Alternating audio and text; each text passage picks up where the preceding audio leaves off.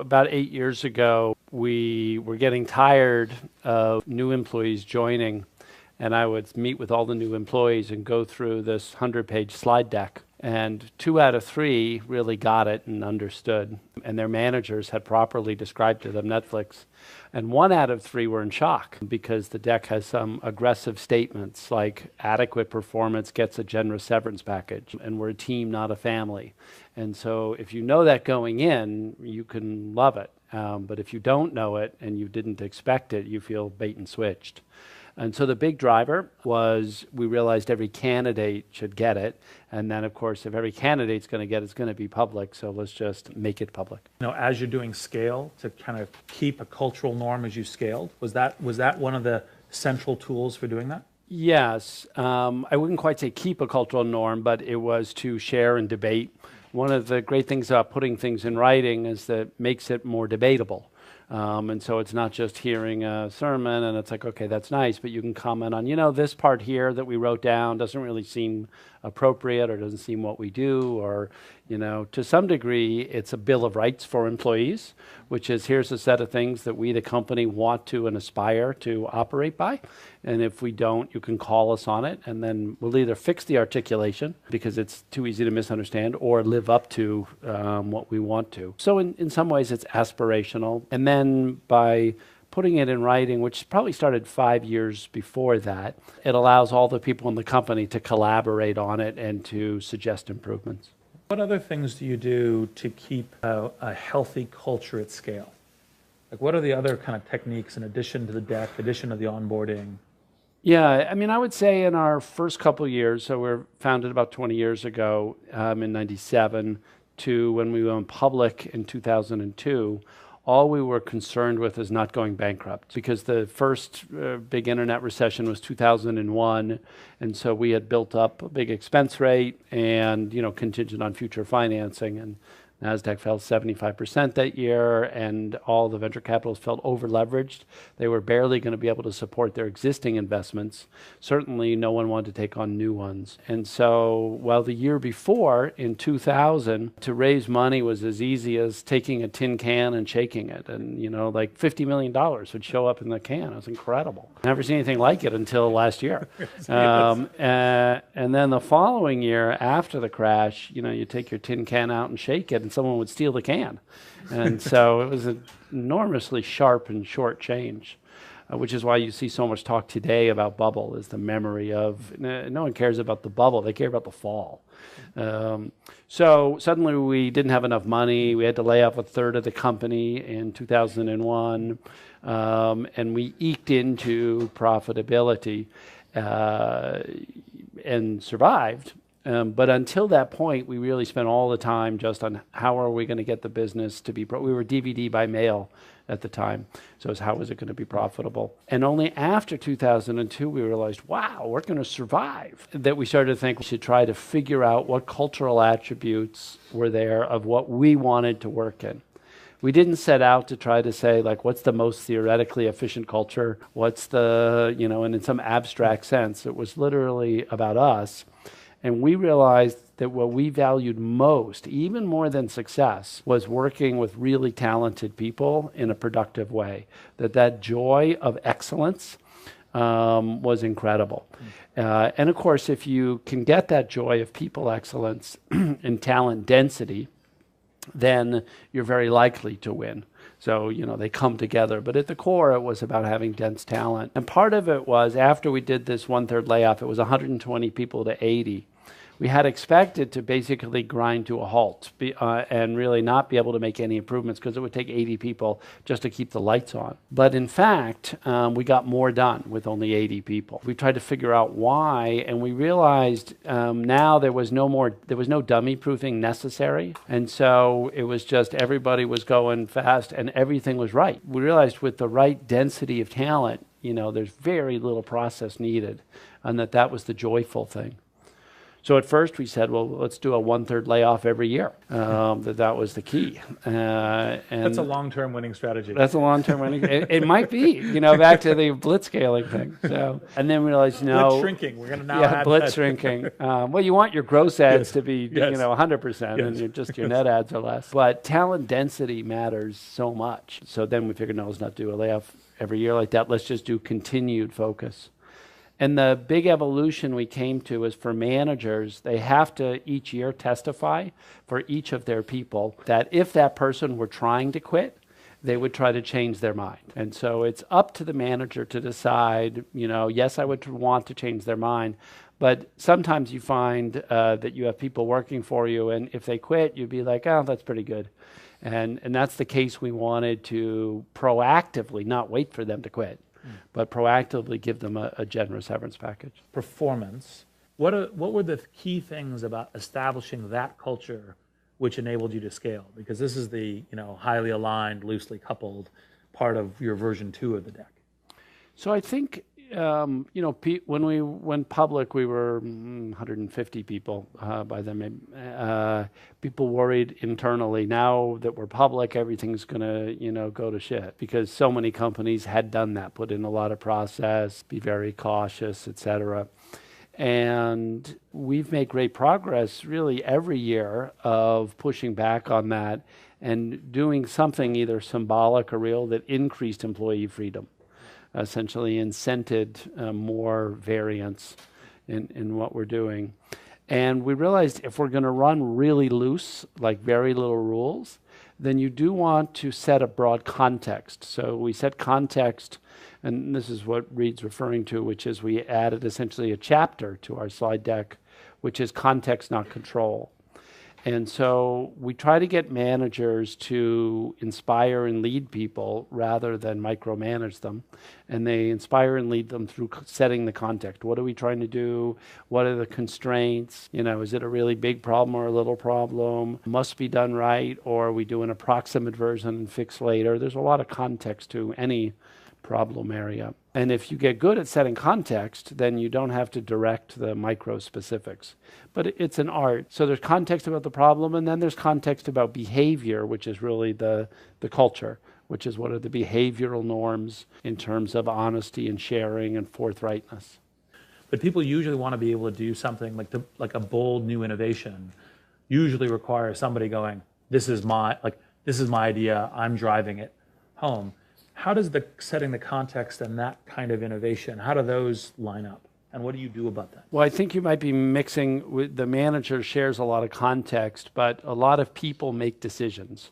And so, and we definitely have decision owners. There's almost nothing by consensus, but you got to know the context and then you make decisions, and a lot of things happen that I don't even know about different deals or different things or hiring. You guys are going to get lucky and meet with Marissa in a week or two. And one of the things that saddened me when she went to Yahoo, which was very brave of her to do, was this idea that she was going to review every resume, to raise the bar on hiring. And to me, that's a suicidal methodology for a senior executive, because you got 1,000 people and you're so tactically buried trying to, do 1,000 resumes. And I think what she was going for, and you can ask her, is a symbol of I care about the details. But a better way to do, there are better ways to do symbols. And so, I don't review resumes, I don't block hires. I look at it as my job is to evangelize the benefits of super great talent density. But we don't even try to hire perfectly because, when you are interviewing, it's 6 or 8 hours with someone, it's something. But you know them so much better after they've been in for 3 months. So I'm like, if you have an instinct you want to try, take the person in. If it doesn't work out, we'll give them a severance package and we'll move on. And it's not the end of the world. So we're experimental with people in the same way you might be experimental with a product feature or something. And it's important to be honest with a person when you're doing that. I mean, but we don't look at it as a marriage. Yeah. There's no need to, and that's essentially an adaptation to the growth. Yeah. Well, actually, I think what Marissa is trying to do is a little bit, because we had Eric in here a couple weeks ago. Part of what Eric was expressing about how they built the Google culture was you can actually only hire people with certain kinds of degrees from certain kinds of universities where they were actually, in fact, reviewing every resume, every CV before. And I think she's like, okay, we got to get to that kind of setting in the bar. And that actually kind of leads naturally to kind of one of the questions. That's like mistaken in so many ways. Yeah. First of all, it's trying to do it the Google way, which, anyways. Well, that's precisely the question I was getting to, which is like there are other, attempts at building strong cultures. Google's one of them. How would you kind of compare and contrast so that people understand that like there isn't just Netflix is the only strong culture, but here is some way of understanding the variances between strong cultures? Well, I think the key thing, and it's a great point, is there are many different cultures. And as long as you're really clear about your culture, you can get the employees who love that culture. And not everyone will be the same fit. There are some things like integrity that are pretty universal. But there are other things of how to deal with dissent where there's, perfectly reasonable different ways and effective different ways of dealing with things. And so, the literature on culture is pretty clear that strong cultures work and weak cultures are diffuse. So in a weak culture, it's really a diverse culture. You get many people acting very differently. And then they don't understand each other and they feel undercut and political. Even in let's take a Hollywood studio that many of you would not like to work in, they have a very clear system of how to operate in terms of how they manage the politics, and it's internally consistent. And everybody knows it, and the people who get good at it love it, and a lot of people don't. And that's just it's not inherently awful or ineffective. It just wasn't right, say, for us. And so that's why I think culture is an expression of what you and your senior team want to be. It's a bit aspirational in that way. Is part of the interviewing process, do you have essentially a culture check? Like yes, but not like a checklist. Mm-hmm. Culture is always something that we interview for, of kind of curiosity. And it's easy to find people who say, oh, I read the Netflix culture deck. I love it. I really want to be there. What's harder is, what are the main things you disagree with and why? Uh-huh. And when we get a blank stare, we're like, okay, not really a first principle thinker. And when they say, well, I thought the way that you didn't talk about how to acculturate, and if I'm not great on day 3, am I out? Or do you look at it like an athlete where it's over some time period to prove yourself? And if so, what's that time period, and why haven't you clarified that? Then we're like, oh yeah, that's a good insight. First principle thinker. So we're looking for people who, are curious, typically self-confident. And they're not, they're questioning everything around them. Missions. So I think you can only have a strong culture when you actually have a mission in the company. How do you define the Netflix mission, and how is that kind of embodied in the strategy and in the work play? I always believe that a strong mission statement's really important, and I have to say we've never succeeded at it. It's like this odd thing, we've had them every year for 15 years, and they're constantly different, and now we're also cynical. We're like, come on, we're trying to make people happy. I mean, that's the fundamental thing is in consumer service. We're trying to be better, and us in Disney and Mission aren't that different. There's a bunch of different tactics at it. But we're an emotional product. We cater to the things that are important but not necessary. And I love that part about it, because like when you're selling milk or penicillin, you're selling something somebody needs. And we get to sell something you want, okay, that you choose to do because it's really cool. It's human, to be entertained and to connect to people over entertainment. Because pure streaming works, and so we want to win as the best place to do pure streaming, not be the best place to do hybrid, because that wasn't a long-term benefit. So we had to not rely on DVD. So I think correctly we separated the two businesses. How do you think about the first 5 to 10 people? How do you think about doing that hiring? How do you run it? It's people you want to work with, but you can't be afraid to change. You can't let friendship get in the way of professional judgment. So you've always got to be thinking, do I have the right team? And I owe it to the whole team, to the marketplace, to my investors, to myself, to do what I think is the right thing for the company. The compassion is not only to the individual, the compassion is to the company, the compassion is to the customers, the compassion is to shareholders. You actually have to integrate all of that compassion. Once you're doing that, that actually makes I understand this is painful for you, but actually, in fact, it's still a compassionate act. And that was actually one of the things I found really good in how. Yeah, and I think one part of compassion is a severance package because, when you cut someone loose and, it's a week or two of pay, it really can be difficult for them. But our minimum is 4 months and it goes up from there. So even if like 2 weeks in, we realize, there's a mistake, as long as the person hasn't lied to us or something, but we've made a mistake, they get a 4-month severance package. And that does a couple things. One is, it makes the person feel better about it because they know that's, it's material amount of money. And again, 4 months is the minimum. And 2, we get a legal release in exchange for that. And so despite the fact that we've separated from 1,000 people maybe, we've never had an employee lawsuit because, of this. And then 3rd, and most subtly, managers are really nice people. They're human beings and they're good with people, so they don't like doing mean things. And so you can think of the severance payment as like a bribe to the manager to do the right thing because it makes it easier. Yep. And without that, what they do is they put an employee on a performance improvement plan, and then the 2 of them go through this excruciating dance, where that takes 2 or 3 or 4 months, and then they break up, but it's clearly documented. And that's just a lot worse. So that's why we avoid that and essentially buy out. And then the they'll take a month or 2 off and then they'll get snapped up somewhere. Yep. When did you start with the 4-month severance package? It was 3 months from the very beginning. So that's unusual for a startup. Yes, it's real money, yes. But it's worth it because again, otherwise the person, it's costing you anyway. It doesn't really cost you anymore. Yes. Okay, because you're going to spend the 3 months managing the person out. Yes. And so you're going to end up with that hit. It's kind of the classic. Has your hiring changed as you scaled, like your hiring practices?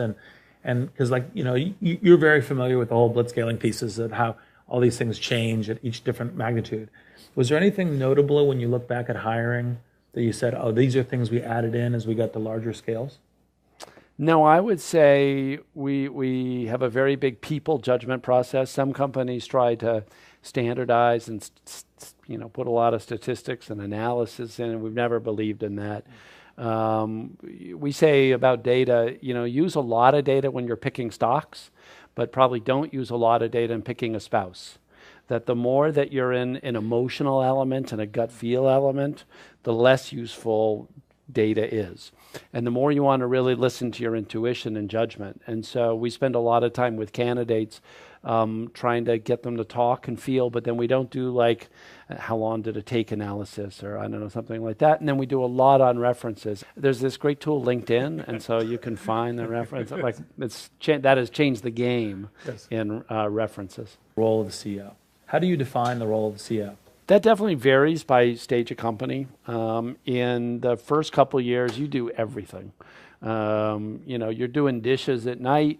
You're, coding maybe. You're writing marketing materials for sure. You're dealing with customers and investors. And, you have so many disadvantages as an irrelevant little nothing as a company.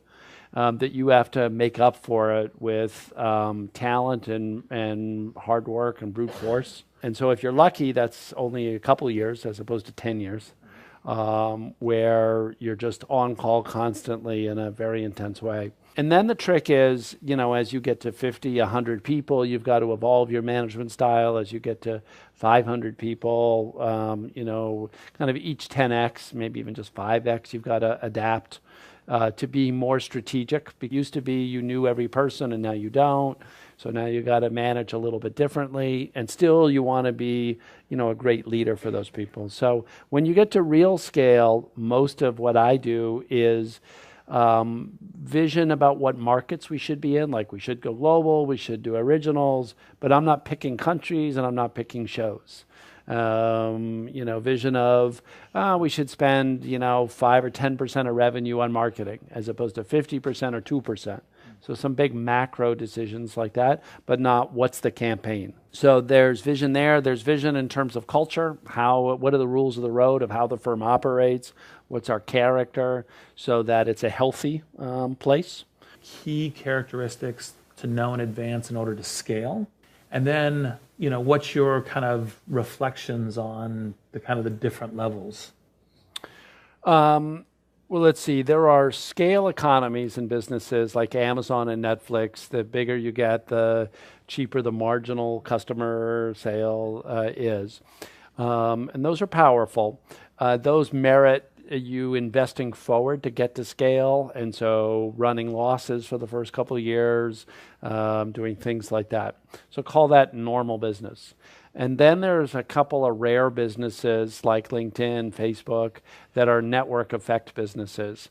And then the prize of getting big first is so much larger than just a scale business, that in those businesses, it's worth, selling 90% of the company to raise $1 billion to be the big one. You must be the winner. It's such extreme winner take all. And so I think it's the degree of winner take all and network effect that gets you to either take the risks and the stress of blitz scaling rather than the more like Netflix, like Amazon, in the early years were growing 80% year over year, and then 70 and 60, now we're 25, and 25 at our size or Amazon's are big numbers. Okay, but that's like a normal, great scaling business. And both Amazon against Walmart and us against cable and satellite, we have huge markets. Okay, so growing at these rates is great, and hopefully we'll be able to grow for 20 years, and Amazon the same. But then there's a couple businesses, again, eBay was one of the first, where it's real network effect. And in those businesses, I think you do kind of crazy practices because you've got to grow 300% to maximize the opportunity. So you're going to be sloppy on a number of things. So you probably don't worry about talent density, and you don't do a bunch of the things that I described, which are the things that are appropriate if you're trying to be a careful, disciplined operator. But if it's, get big or go home, and, then that's the interesting thing. But again, most businesses is not that. Some of the things that I think interesting about it is sometimes it's network effects. Sometimes you have to get to a minimum scale, which is Amazon and you, and other, there's a number of other businesses. The thing I think is, would be fun to get some perspective on here for you is like, when do you think that it's necessary to move fast because of competition, right? So like, for example, another thing I think drives scaling fast is you say, okay, I've got to occupy the greenfield market before them. Because presumably this is a little bit of how you're thinking about global now. Like in terms of, it's not just a question of content and globalism, but it's a question of, look, we've proven this thing, and let's in every relevant market in the world, this is something we should be there. Is it no? No, or yes and no. A company can get started 2 or 3 years before us in Germany, and we can knock them out in 12 months. So, because we have great scale, and it's not a network effect. Where when eBay tried to knock out Yahoo Japan, they didn't succeed, and that's been permanent. And so, if you're in a network effect business, then you get more of first is forever. Okay, because the barriers are really strong. But if you're just in a scale business, you can go in with a lot of content and energy, depending on what your market is, and that's why Amazon. It's like how quickly did they wipe out CD Now? In like 1999, like really quickly, right? Because it didn't matter that CD Now had started earlier or something like, or had more scale on that side. So again, I think it's really related to barriers, and these network effect barriers are so strong. Although, just as you're saying, scale barriers are relevant too, because once you get to a certain size, you can leverage your size in order to win, because that's precisely your Germany point.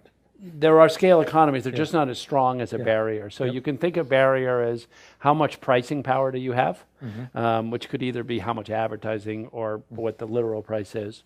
And if you've got a ton of pricing power, then you can raise prices a lot, and it's still very hard to come after you because you've got that network. So the question is, how do we evolve the internal management to move from DVD to streaming? Because the first streaming product offering was integrated into DVD. If you were a DVD subscriber from Netflix, you then got a little bit of free streaming, and then you got a little more free streaming. It was pretty integrated, as opposed to it was a separate offering. So it only got really difficult when we got to a separate offering. There's a streaming service from Netflix, and there's a DVD service. And the only really painful part was probably 2010 or 2011 Out of 30 VPs, we had 5 who focused on DVD. And this was a close-knit exec team. And then we kicked the 5 out of the meeting. And we realized we have to eat, sleep, and breathe streaming like Hulu, and not also have this great 5 people. And of course, they felt bad. And eventually they realized they're great at DVDs and they should follow that. So there was a time of separation. But in the first part, it was integrated, but that's because the product offering was integrated. Well, as you grow, Repeat the question. Yes, thanks. The question is, how have regulatory strategies been important? We've had to fight for net neutrality, and a big threat for us was that cable companies, who are most of broadband, would get to charge us a tremendous amount to be able to serve our customers, as opposed to be pretty open, and that they would have an advantage because they wouldn't charge themselves. So we've had to fight that regulatory battle over the last 4 years. And then every company that gets large faces antitrust concerns over time. And you see that with Google in Europe right now. Sure, the classic, well, it's probably not for you guys, but it used to be a classic metaphor for companies was the family, and you'd hire them and you'd be like, we're a family, we look after each other. And it's kind of baloney because, you'll lay someone off in a way that you wouldn't, your sister. And so, it's like you want them to work for you like they were a family member for free and cheap, but you're not really prepared to treat them like a family member, if you're honest. And so really the professional relationship is like a sports team. And if you want to win a championship, you got to have incredible talent at every position. And so we say, look, we're like a professional sport, not like your kid's soccer team, but no, like a professional sports team where we pay people well, we want them to win. And if you have one bad game, you don't lose your position. But ultimately, you're fighting for your position every year. And that's how we feel about it. And it's, as long as we're honest about it, it's exciting because then you can play really sophisticated sports. So to do a blind pass in soccer and you just know the person's there, that's an art. You need great teammates, that you are so well rehearsed. And, so to do that, you need great talent, and that's fun to be around.